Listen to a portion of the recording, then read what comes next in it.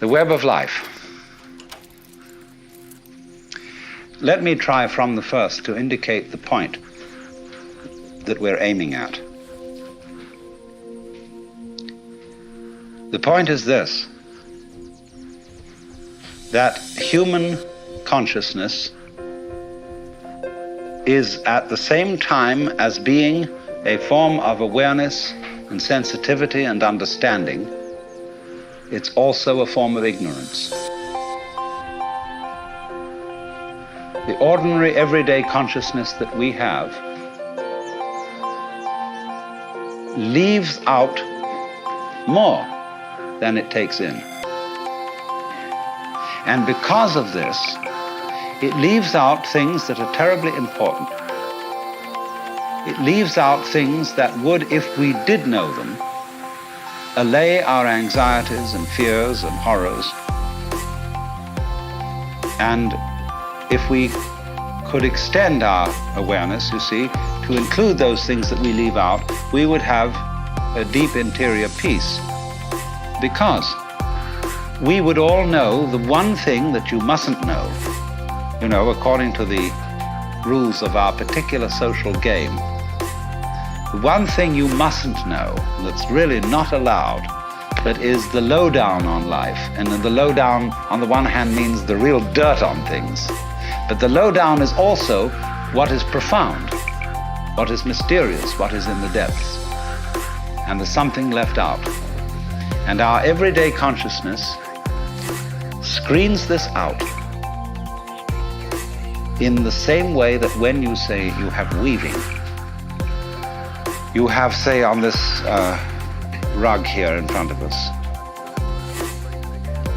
when the black finishes here, the black threads will go underneath and then appear again over here, then they'll go underneath the white and then they'll appear again over here, you know?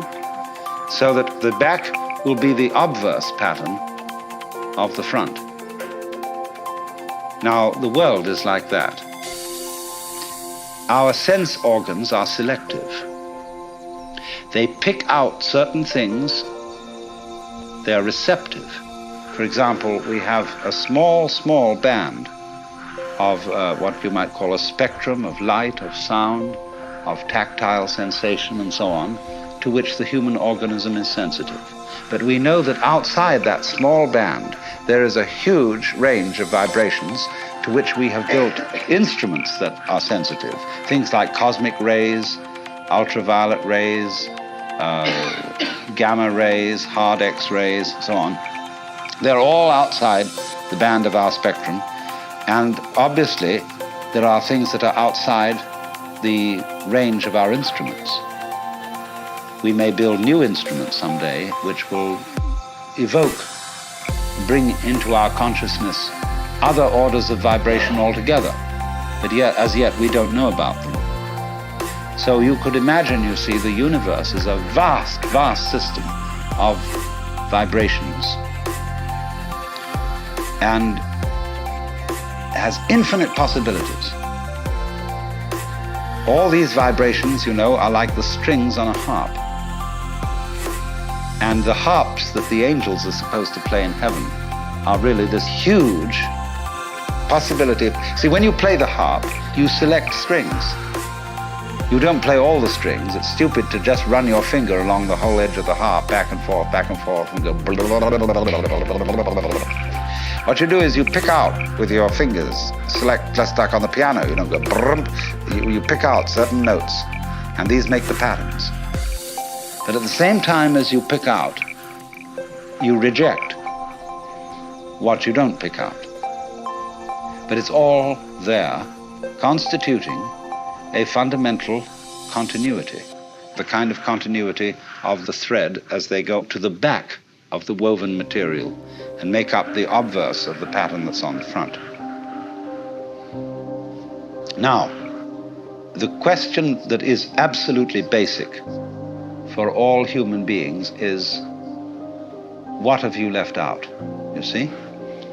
You are focused on certain things that constitute what you call everyday reality. Look, you single out people and you see them sitting all around. And you know there are things that are really there. And then behind the people are the houses or whatever we live in, and the earth, and behind all that the sky, and so on. But we see the world as a collection of rather disjointed events and things. And I might say to you as you came in here today, now, my goodness, you all forgot something.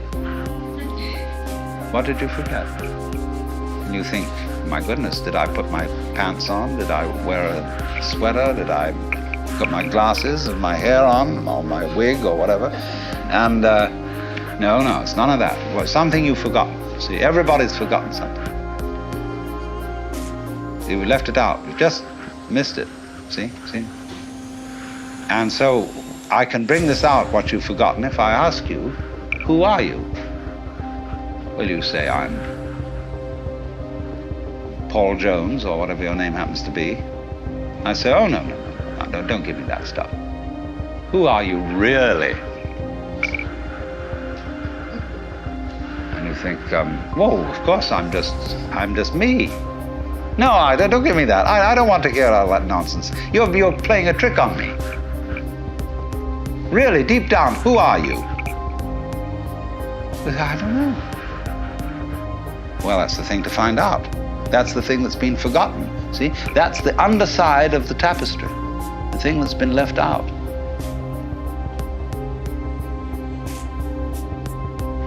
Because what we are carefully taught to ignore is that every one of us fundamentally, deep inside, let's put it that way, is an act of, a function of, a performance of, a manifestation of the works. The whole blinking cosmos, with all its galaxies, and forever and ever and ever, whatever it is beyond that. What you might call God in the Western tradition, or Brahman in Hindu philosophy, or Tao in Chinese. Every one of us is really that, but we are pretending we aren't. And we are pretending with tremendous skill and deception. Now, what I would call a really swinging human being is a person who lives on two levels at once. He's able to live on the level of being his ordinary ego, his everyday personality, and play his role in life and observe all the rules and so on that go with that. But if he's only on that level, if he's only playing that kind of thing, and thinks that's all there is, it becomes a drag. And he starts being the kind of person who feels that he's just got to go on surviving. See? It's terribly important to go on surviving, to live. And he works at that. And his children learn the same attitude from him. And they, he says, well, I've got to survive because I've got all these children I've got to support, and so on and so forth. And then they take the same attitude, and they breed up children, and they feel compulsive about supporting them, because they've got to go on. And so nobody really has any fun. It's just, we've got to make this thing, you see? And you don't have to. See, whenever I get somebody who comes to me and says, I really can't go on and I have to commit suicide, I say, well, that's entirely, you're right. There's really no reason why you should go on, and if you want to commit suicide, do it. You can check out. Of course, this reduces anxiety. When they feel free to commit suicide, they don't really have to commit suicide so much.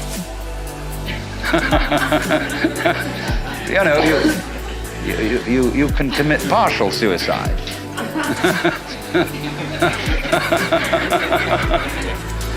So the sense that you just have to go on living, see, that life is a must. When you say to anything spontaneous, see, life is spontaneous. It happens, in the words of the Taoists, Zheran, which means of itself so. That's their Chinese expression for nature. What happens by itself, what isn't pushed, but it just pops up, you see? Like, I'll never forget, there was a great Zen master I knew once in New York. He was giving a lecture one evening, and he was dressed in his gold ceremonial robes, and he was sitting in front of an altar like this sort of thing, but he had a table in front of him with very formal, with candles on it and a sutra scripture on a little desk, and he was lecturing on the sutra. And he said, fundamental principle in Buddhism is no purpose, purposelessness. When you drop fart, you don't say, at 9 o'clock I drop fart. It happened of itself. You know, and all these pious Western devotees, you know, kind of put their handkerchiefs in their mouths and tried not to laugh. So, but that's the meaning of something that happens of itself, like drop fart or have hiccups or just you came into being, you know. It happens in a kind of a plop way like that. See? Now, you can't tell that process, you ought to happen. You must happen. Because that puts a bind on it. In the same way as when you have a little child and all the relatives have come to a party on Thanksgiving, and you put the child into the middle of all the relatives and say, now dear, play. See, it absolutely bugs the child to do it like that. And so this is the problem for every artist. Because an artist is a man who makes his living by playing, whether he's dancing or painting or playing music or whatever it is. And he has to overcome this problem. He has to know how to play in public at a given time on an appointment. See? Now that's not an easy thing to learn, but when you catch on to the trick of it, you can do it. To play on demand. That's the hardest lesson of life, to contrive what is called by my Japanese artist friend Saburo Hasegawa a controlled accident. The thing is that we have been educated to use our minds in a certain way, a way that ignores or screens out the fact that every one of us is an aperture through which the whole cosmos looks out. You see, it's as if you had a light covered with a black ball, and in this ball were pinholes, and each pinhole is an aperture through which the light comes out. So in that way, every one of us is actually a pinhole through which the fundamental light, that is the existence itself, looks out. Only the game we're playing is not to know this. To be only that little hole, which we call me, my ego, my specific John Jones, or whatever. If, however, you see, we can maintain at the same time the sense of being this specific John Jones with his role in life, or whatever, and know also underneath this that we are the whole works, you get a very marvelous and agreeable arrangement. This is a most remarkable harmoniousness. I mean, it gives one's life a great sense of joy and exuberance if you can carry on these two things at once. if you, in other words, you know that all the serious predicaments of life are a game.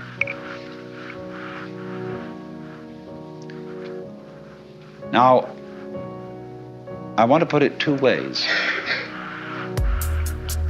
I'm not saying that it's a bad thing, something to be condemned, to take your own individual life seriously, in dead earnest, and to have all the problems that go with that. Do you understand that being that way, that being a real mixed up human being, is a manifestation of nature that is something just like patterns on the waves out here, or like a seashell. You know, we pick up shells. I always keep one around, sort of an example for many things, and say, my goodness, isn't that gorgeous?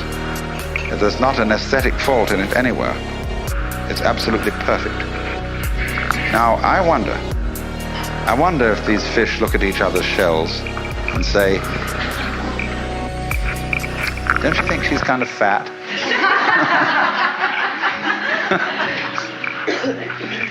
Oh my, those markings aren't really very well spaced. Because that's what we do. See, we don't realize that all of us in our various goings-on and behavior and so on are just as more marvelous, much more complicated, much more interesting. All these gorgeous faces that I'm looking at. You know, every one of them, some are supposedly pretty, some are supposedly not so pretty, but they're all absolutely gorgeous. And everybody's eyes is a piece of jewelry beyond compare. Beautiful. But we have specialized in a certain kind of awareness that makes us neglectful of that. You see, we specialize in more or less briefly concentrated, pinpoint attention. We look at this and we look at that. And we select from all the things we might possibly be aware of, only certain things.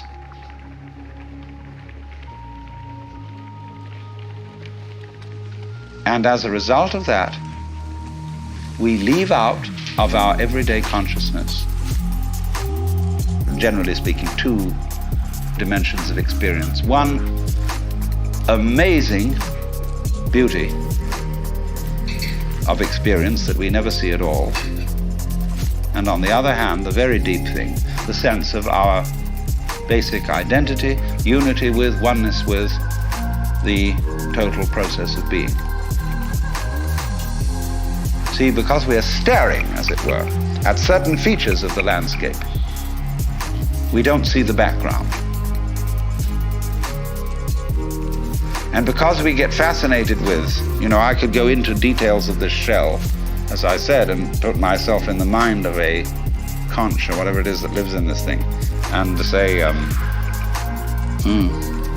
that's not so hot, that one. Yeah. Like that, see? And so, I wouldn't see the whole thing. But when I look at it like this, when anybody looks at it like that, we say, oh my God, isn't that gorgeous?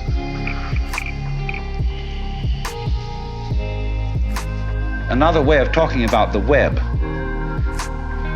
is that there are different levels of magnification. For example, supposing you take a piece of embroidery, and here it is, obviously in front of you, an ordered and beautiful object.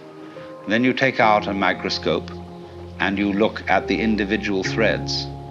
At a certain point, as you turn up the microscope, you'll get a hopeless tangle, which doesn't make any sense at all. The wrapped fiber that constitutes the thread is a mess. Hasn't been organized, nobody did anything about it. But at the level of magnification at which you actually see it with the naked eye, it's all been organized. All right, now keep turning up that microscope, Take one of those individual threads in the fiber that seems to be so chaotic and go into the constitution of that. And again, you will find fantastic order. You will find the most gorgeous designs of molecules. Then to keep turning it up, and again at a certain level you'll find chaos again. All right, keep going, and at another level you'll find this marvelous order. Now you see, order and randomness constitute, in other words, the warp and the woof. Where everything is in order, everything's under control. In randomness, it's it's a mess. But we wouldn't know what order was unless we had messes. It's the contrast of order and messes that order itself depends upon. And so in this exactly the same way, it is the contrast of on and off, there and not there. In other words, life and death, being and non-being, that constitutes existence. Only we pretend that the random side of things, the disorderly side of things, could possibly win in the game of competition, or I would rather call it collaboration between the two. When you lose sight of the fact that the order principle and the random principle go together, that's exactly the same predicament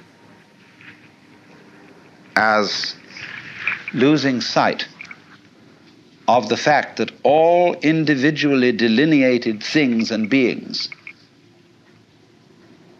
are connected underneath. You know, just like mountains stick out of the earth and there's a fundamental earth underneath them, so all of us as different things, we stick out of reality and there's a continuity underneath, but you ignore that, you see. That's the thing that's left out. See, I'm just giving you many examples of the same principle. But really, deep down, we are, each one of us, everything that there is. Doing it this way, and then again that way, and then again another way. And that's what it keeps up doing forever and ever. Only, it has holidays, which are called deaths.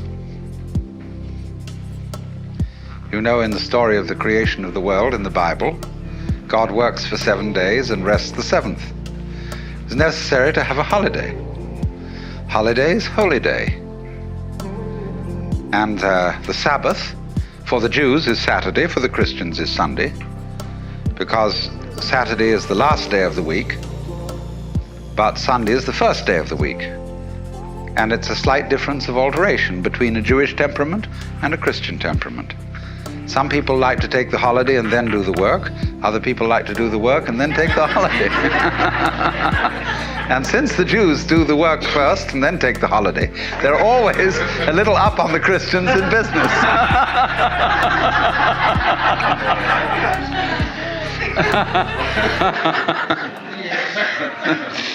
But the point is that a holiday, this pause between something going on, is of the essence of the idea of a web. For example, there's an famous Irishman who's supposed to have described a net as a lot of holes tied together with string. So the holes are very, very important. And these are the holy days. You see, the holes. This all goes together. So there must be that interval. And it exists on all kinds of levels. It isn't simply that there is, for example, a sound that is sounded is a vibration, and the sound goes on and off. Everything that we call sound is sound silence. There is no such thing as pure sound. You couldn't hear it. What you hear is that tap, tap, tap, tap, tap, tap, tap, tap, tap, tap against the eardrum. But it happens very fast, so that you get more of an impression of sound than you do of silence. But between every little undulation of sound, there is also an interval. When you listen to music, you hear a melody. But what you hear, actually, that makes the melody significant are the steps between the tones, what we call the intervals. And a person who doesn't hear intervals is tone deaf. He only hears noises. He doesn't hear the steps. So that interval between whatever happens is as important as what happens. So we'll call these two things, the sound and the silence, the life and the death, somewhat analogous in weaving to the warp and the woof. Now, look at the marvelous way in which warp and woof go together. A piece of cloth is an extraordinary thing when you consider it's made of a line of string. There's something that always struck me as a child, fabulous, that string, just thread, could turn into cloth. Why should it hang together? How improbable. My mother was a very great artist in embroidery, did absolutely fabulous work. And she could do everything with thread, sewing, knitting, embroidery, make tapestries, repair tapestries. Oh, just fabulous work. So I've grown up in a background where thread is of enormous importance. She made her living this way for a while. So I was always amazed at the way, say you take a ball of wool and with knitting needles, and suddenly it turns into a sweater. Fantastic. But I found out, you see, the secret of this, which is that it will do this, it will hold together by this combination of warp and woof. By this process where one thread goes under the other, omits the next, goes under the other, and then the next thing does the same thing but in the opposite way. Connect that. And they hold each other up. For example, you can put two sticks of wood and lean them against each other, and they'll stand up.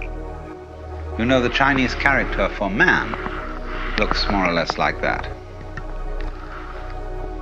And although this is simply the brush form, the brush abbreviation of what were originally the legs of a little human stick figure. There's a story that Japanese children sometimes learn from their mothers, that the reason this is the character for man is that two sticks lent together as I described will keep each other up, and the one depends on the other. It's mutual. And so in the same way, the existence of human beings depends on our supporting each other. Without that, no one of us can exist. But that, which may seem a little trite, a little sort of moralistic and so on, but it is absolutely fundamental. That anything that there is, whenever we can say that something exists, existence is a function of relationship. Motion itself is a function of relationship. For example, forgive me if some of you have heard this one before, but it's a very important basic lesson. If there is only one object, one small ball in the middle of endless space, nobody knows whether it's moving. Because you can't tell whether it's approaching anything or whether it's going away from anything, because there's nothing else. So in that state of affairs, no motion exists. But if we introduce a second ball into the picture, and the two either come towards each other or go away from each other, then we can say that both of them, or either of them, is in motion. We can't decide which is the one that's doing the moving, because it could be one, could be the other. Now we'll put 3 balls into space, and we find 2 of them staying together and the other one going away. Now it's up to the 2 of them to decide whether the other one is going away from them or they're going away from the other, because 2 is a majority in this case. And the vote always, of course, goes to the majority, the universe being basically a democratic organization.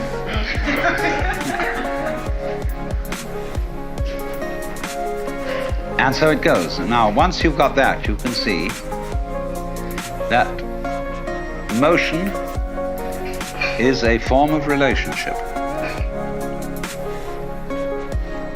All right, let me put it in another way. Energy is a form of relationship. If the universe is basically a play of energy, then you can say energy and relationship go together. Now, what is this saying? This is saying that being, existence itself, is relationship. Let's look at it in several other ways. You know the old question: if a tree crashes in a forest and there is nobody around to hear it, is there a noise? This question has been discussed in many futile ways. But noise, basically, is a state of affairs that requires an eardrum and an audio nervous system behind the eardrum. When the tree falls, it makes the air vibrate. If there is anywhere around an ear with the appropriate nervous system, there will be a noise, because noise is a relationship between motion in the air and ears. If there is not any ear around, there won't be any noise, although there will be vibration in the air. And if there is some instrument around, such as a microphone attached to a tape recorder, which is a mechanical copy of a human ear, then, according to that, there will be noise.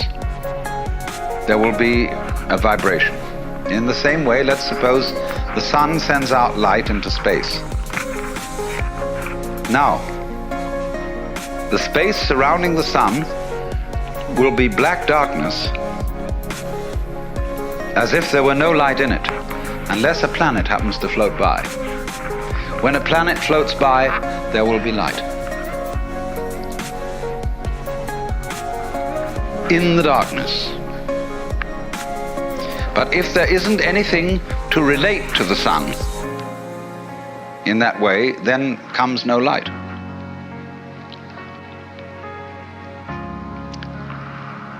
Now this goes right down to the root and ground of everything. It goes down to the essence of your nerves, of your whole being, that it's all an interdependence. And that's why one of the basic symbols of the universe is the Chinese yin-yang symbol, which you know is a circle with an S curve in the center. One side of the S is black, the other is white. And so it makes, as it were, 2 commas or 2 fishes. And the eye of the fish is the opposite color. The white fish has a black eye, the black fish has a white eye. And these things are going like this, see? Curling in on each other.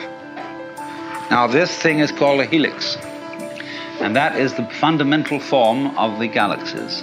The great nebulae we see out in space are doing this, curves. And this is basically too the position of sexual intercourse. This is lovemaking. And this is, you know, when you hold hands and so on. This is it. But there are 2 involved, and the 2 are secretly one. Now, This is what I really want you to understand. To get into the unitive world, underneath, underlying, and supporting the everyday practical world, there have to be certain alterations in one's common sense. Now, there are certain ideas, and beyond these ideas, certain feelings that are difficult to get across, not because they're intellectually complicated, not at all because of that, but because they're unfamiliar. They're strange. We haven't been brought up to accommodate them. In exactly the same way that in past times, people knew that the planets were supported in the sky because they were embedded in spheres of crystal. And if they weren't embedded in spheres of crystal, and of course you could see them because you could see through them, they would fall down on the Earth. And now when astronomers finally suggested that there were no crystal spheres, people felt unbelievably insecure. See? They had a terrible time assimilating this idea. Now, do you see what it involves to assimilate a really new idea? You have to do quite a flip. For example, there's some people whose number systems only account for quantities: 1, 2, 3, many. So they don't have any concept of 4 corners to a table. See, a table has many corners. And a pile of pebbles is, in that sense, equivalent in manyness to the 4 corners of a table. Now they have difficulty, you see, in beginning to assimilate the idea of counting through and numbering all those corners or all those pebbles. But we've done that. And so to us that is perfectly simple. But imagine the kind of mentality, the kind of person to whom that is not simple at all. And now in exactly the same way, there is here what I'm trying to explain, a new idea that most people don't assimilate. And that is the idea of the total interdependence of everything in the world. The Buddhists in Japan call it Jiji-muge. Jiji-muge, between thing and thing, between event and event there is no block. And they represent this imagistically as a network. Imagine a multidimensional spider web covered in dew in the morning. And every single drop of dew on this web contains in it the reflections of all the other drops of dew. And of course, in turn, in every drop of dew that one drop reflects,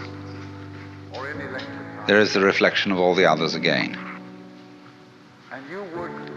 And they use this image to represent the interdependence of everything in the world. In other words, if we give this dewdrop image, if we put it into a linguistic analogy, we would say this: words have meaning only in context. The meaning of any word depends upon the sentence or upon the paragraph in which it's found.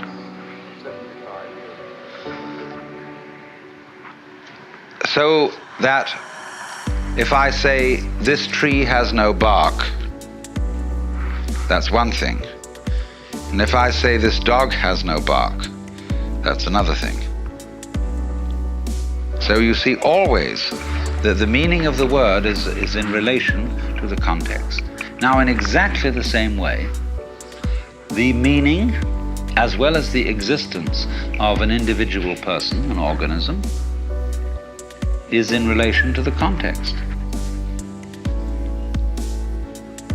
You are what you are. Sitting here at this moment in your particular kind of clothes, and with the particular colors of your faces and your particular personalities, your family involvements, your business involvements, your neuroses and your everything.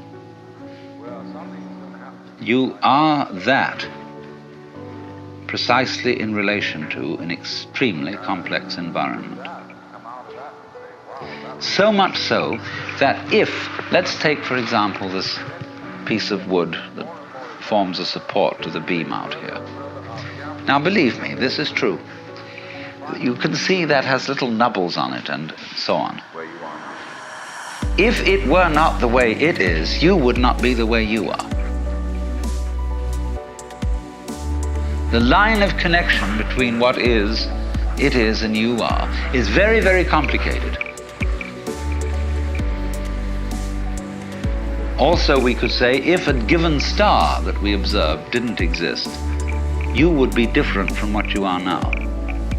I don't say you wouldn't exist, but you would exist differently.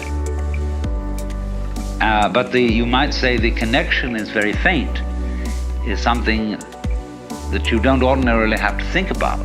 It's not important. But basically it is important. Only you say, I don't have to think about it because it's there all the time. See, for example, the floor is underneath you all the time. Some sort of floor, some sort of earth. And you really don't have to think about it. It's just always there, it's always around. If you become insensitive, you stop thinking about it. But there it is.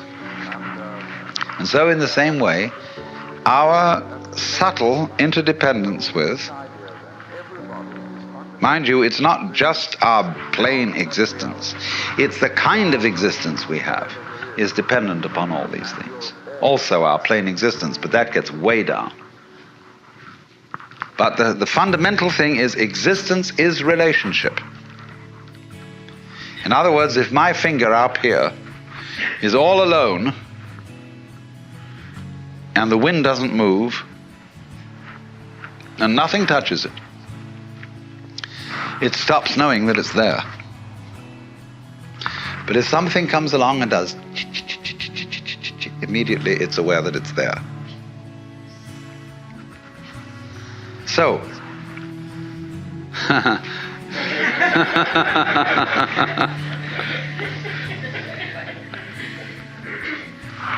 you see, it takes two. We could have so much fun, but it takes more than one. And she don't want it.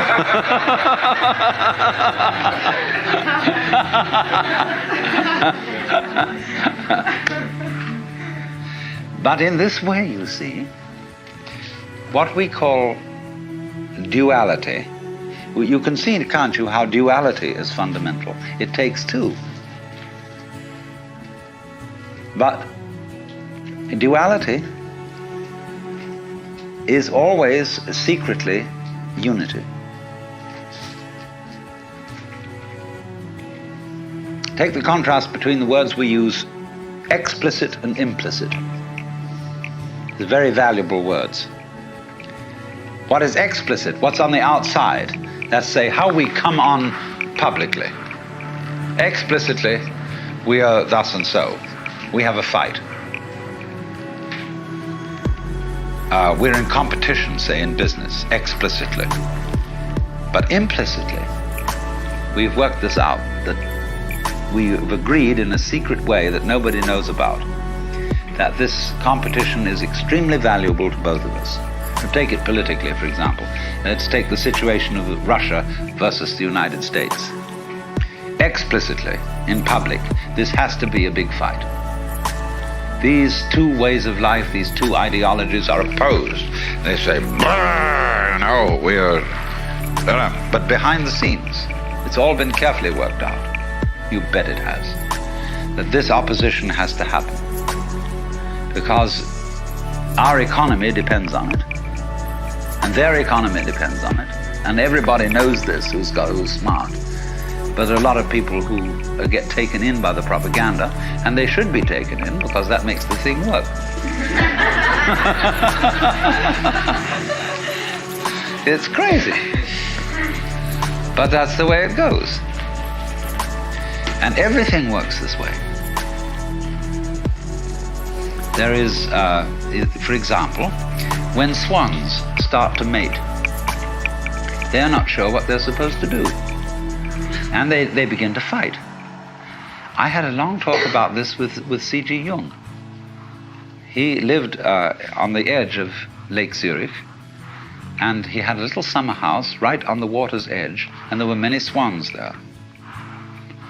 And I was getting up at the end of a conversation with him, and we were beginning to walk back to the main house, and I said, "Isn't it true that swans are monogamous?"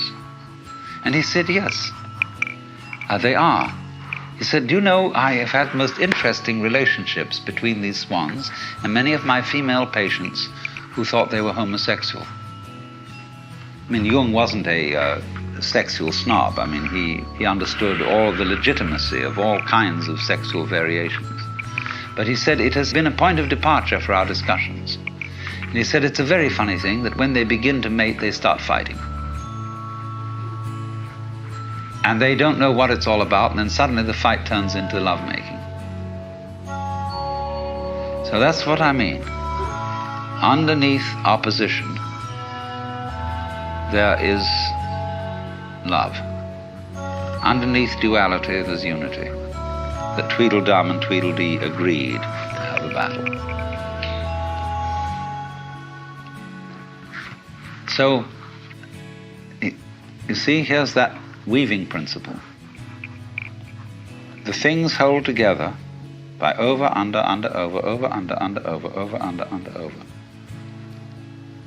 And that creates a stuff, it creates a fabric, it creates clothing, it creates shelter, it creates what we call matter. Matter, mater, mother, and also the same word, maya, illusion. See, the world as a marvelous illusion. Now, we've got to go into this. Look at another form of the thing. You can play it not only by two as one, but you can play it by three as one. You know the trademark for Ballantine's Ale, which is 3 interlocked rings. Now, the way these rings are interlocked is such that they are joined only if the 3 of them are present. If you take one away, the other 2 fall apart. This is a very interesting phenomenon, but it can be created physically with steel rings. Their cohesion depends on all 3 of them being present.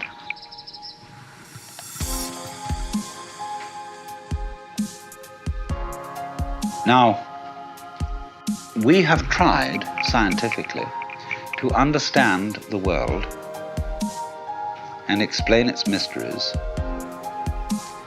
by analyzing the smallest particles of things that exist. Inquiring down, what is this thing we call flesh or call steel or stone? What is it made of? Go down into the midst of it. And that's given us a certain understanding.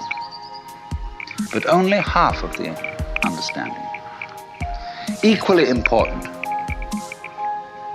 is not what is the tiniest particle, but in what context is the tiniest particle. You see? In relation to what is it? Just as the word bark, as I showed you, has different meanings in different sentences, so cells, molecules, atoms have different properties in different contexts. So what the scientist equally needs to study is not simply what is anything when very, very minutely analyzed, but where is it? When is it? That makes all the difference. So do you see that a lot of people who get anxious when they hear that everything is relative have no need to get that anxious. Relativity isn't some kind of slippery morass in which all standards and all directions get lost.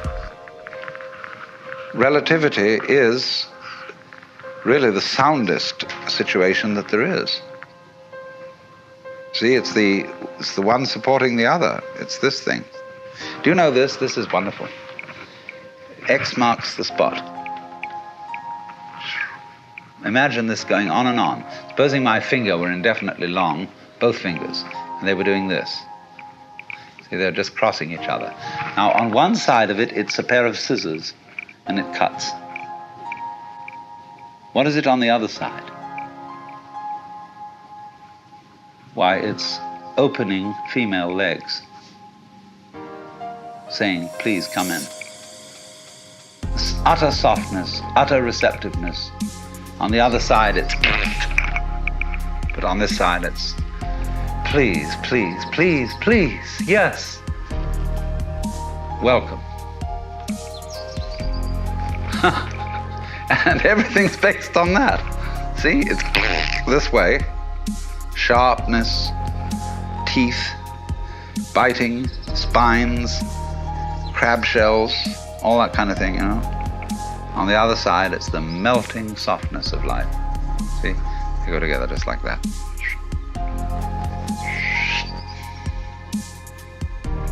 And goodness knows what it is on these outer two sides. I haven't thought about that yet. So, if you see that, if you get that principle, you can feel yourself not sort of just rattling around in the world as a kind of, somebody who's been stuck down there.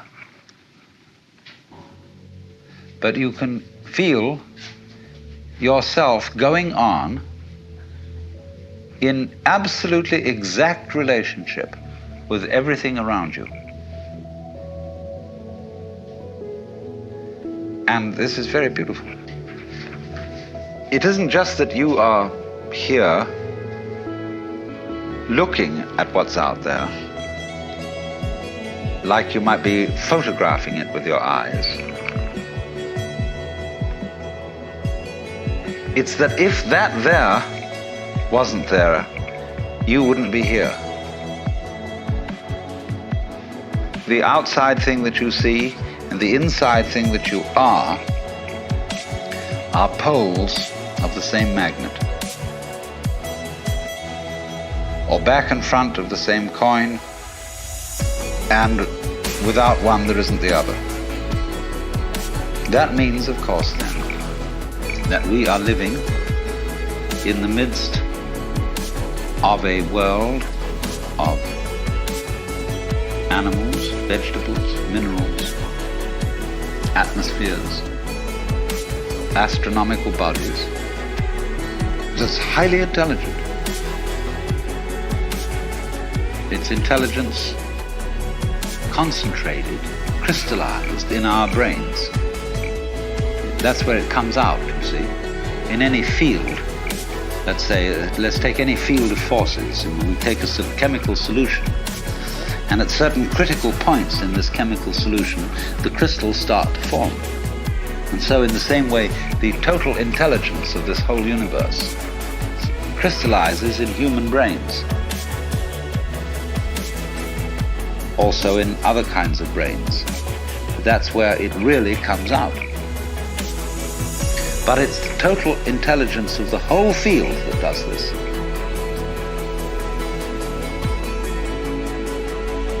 So we go with the whole thing, interdepend with it. We don't live in an environment which is just rock, just air, just atmosphere and so on. The environment's only like that when we think about it analytically and try to explain it. But when we think of, it isn't just rock and air, see, but those things go together. When you see the interconnectedness, when you see in the simplest way how flowers go with bees and other insects, they don't live without them. Humans go with cattle, they don't exist without them. Plants, etc., etc., etc. When you see the intervals, the significance of the relationships between these things, it's only then, when you see that, that you are aware of the melody. Go back to the illustration I gave of the person who can't hear melody, who's tone deaf. He hears only a succession of sounds because he's not aware of the intervals. Now, most people are brought up to be tone deaf in respect to their own existence and the rest of the universe. They don't see the relationships. They're not aware of the unity. And so, once you spot that, you spot how everything goes with the thing, that you are one end and that out there is the other end, and they really go together, then you may be said to be living a harmonious life.